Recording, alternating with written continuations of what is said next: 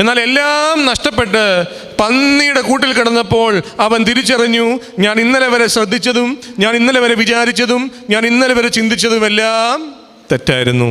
യഥാർത്ഥമായ ആനന്ദവും യഥാർത്ഥമായ സന്തോഷവും യഥാർത്ഥമായ സൗഭാഗ്യവും യഥാർത്ഥമായ സമാധാനവും എനിക്ക് എൻ്റെ പിതൃഭവനത്തിൽ കരുതിയിട്ടുണ്ടായിരുന്നു. അവൻ തിരികെ ഓടുകയാണ് തൻ്റെ അപ്പൻ്റെ അടുത്തേക്ക്.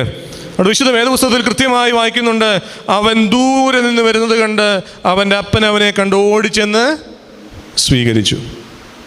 ഈ കുഞ്ഞുങ്ങളെയൊക്കെ സ്കൂളിൽ വിട്ടിട്ട് ഈ വല്യപ്പച്ചന്മാരും വല്യമ്മച്ചന്മാരോടും ഒക്കെ ചോദിച്ചാൽ കൃത്യമായിട്ടറിയാം. അതെനിക്കൊരു കുഞ്ഞുണ്ടായപ്പോഴാണ് ഇച്ചിരൂടെ മനസ്സിലായത്. അവരുടെ കാര്യത്തിൽ അവർ ഭയങ്കര സെൻസിറ്റീവാണ്.